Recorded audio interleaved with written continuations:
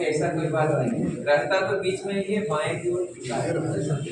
तो हम लोग यहाँ जब बैठते हैं तो इस तरह से बैठे, एकदम नजदीक होके दोनों घुटनों के बल बैठे। पीछे की ओर दिख रहा है। तो इसमें सबसे पहले क्या करना है कि जो बेहोश व्यक्ति है उसका सबसे पहले हम लोग देखेंगे कि उसके मुंह में तो कुछ नहीं रह गया है।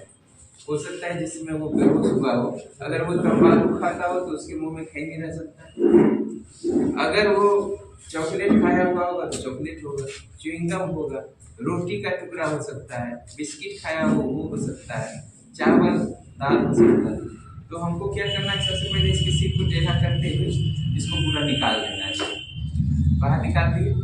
अब इसमें क्या होता है कि हमको चूंकि पंप करना है, हम लोग इसको जान रहे हैं कि इसकी सांस नहीं चल रही, तो उसको हमको जांचने का तरीका क्या है, हम लोग ABC के रूप में याद रखें तो ज्यादा याद है।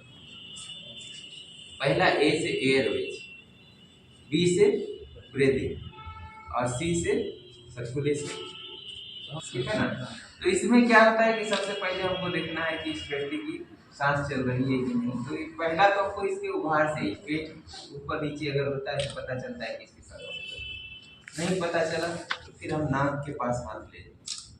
अगर सांस चलती होगी तो हवा आएगी, हवा आएगी, लगेगा ही, उससे महसूस हो सकता है ना, वो भी नहीं हुआ। तो तीसरा चीज होता है जो डॉक्टर लोग करते हैं, वो नब्ज देखना। और यहाँ पर बहुत लोगों को नहीं पकड़ने आएगा, तो इस जगह पर आप छू के यहाँ पर सभी लोग यहाँ हाथ लगाइए। कुछ फक फक मार रहा है क्या? पक्का देख लीजिए, नहीं है तो आप बताइए अभी। तो वो और क्या मालूम होना चाहिए ना कि कहाँ पर अपराध कर रहा है। तो ये फक फक जो है इसका मतलब है कि वो व्यक्ति जिंदा है।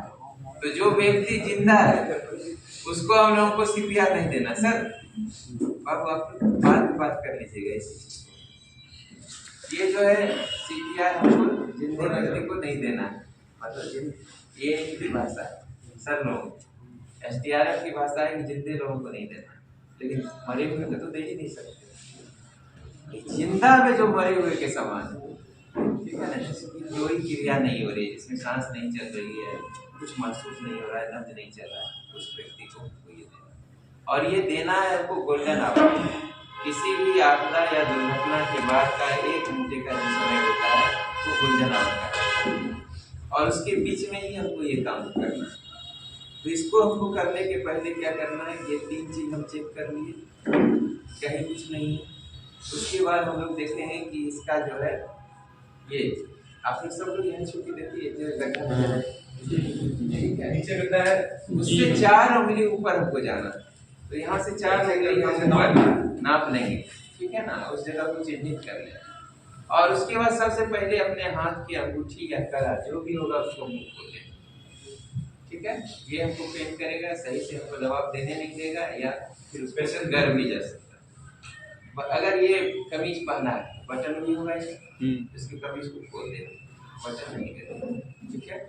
और पहले से ही एक साफ कपड़ा निकाल के हमको रख देना, क्योंकि ये 30:2 का मामला है। 30 बार हमको उसको पूरा दबाना है, और दबाना कितना है, 1 से 1.5 इंच, ठीक है। और जब तक इस तरह से नहीं बैठेंगे तब तक हम उतना ताकत लगा नहीं सकते। क्यों आपका नहीं मुड़ना चाहिए, आपका जो मजबूत हाथ होगा वो नीचे होगा।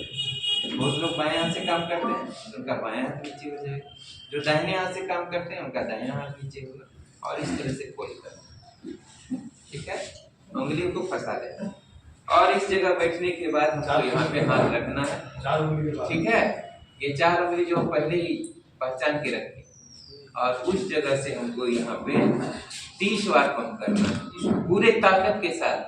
भले ही पसली टूट जाए लेकिन जान बचानी, ठीक है। हड्डी टूटेगा तो जुड़ सकता है ना जी, इसको ध्यान रखना है। 1 2 3 कहनी नहीं मुड़े, और ये 30 हो जाना चाहिए। तो मान लिया कि ये 30 हो गया, ठीक है, 30 हो गया।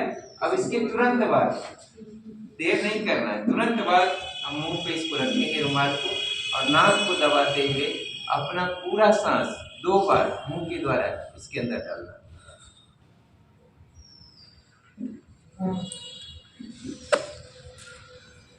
नाक को दबाते हुए पूरा सांस इसके अंदर डालना है। अगर इसमें हलचल आ गई या कहीं से सांस वापस आ गया, लंच चलने लगा, तो फिर हमको इसका काज को नहीं करना, क्योंकि सब लोगों का काम जिंदे व्यक्ति को तो ये देना ही नहीं। अगर हलचल नहीं आती है तो ये काम हमको तब तक करना है जब तक हमको कोई मेडिकल मदद नहीं होती। कोई दिक्कत है? कोई एक आदमी समझा सकते हैं तो समझाइए। और ये जान लीजिए कि ये इतना महत्वपूर्ण है कि आप देखें कि एक्सीडेंट होने के बाद किसी के शरीर पर कोई खरोंच भी नहीं है, और सिर्फ सीपीआर किसी को मालूम नहीं था कि उसको देना है, और इसके चलते क्या हो गया कि वो मर गया। अगर उसको सीपीआर मिल गया होता तो नहीं मरता। हम लोग जो ट्रेनिंग देते हैं तो कई लोग आकर के कहते हैं कि सीपीआर के चलते हम लोगों ने कई लोगों की जान बचाई। आजकल आप जब अपने यहाँ घर से पेशेंट को लेके जाइएगा, हॉस्पिटल में भी डॉक्टर पूछेंगे क्या आपने सीपीआर दिया था, तो ये जान लेना बहुत जरूरी है। बताइए, समझ गए ना?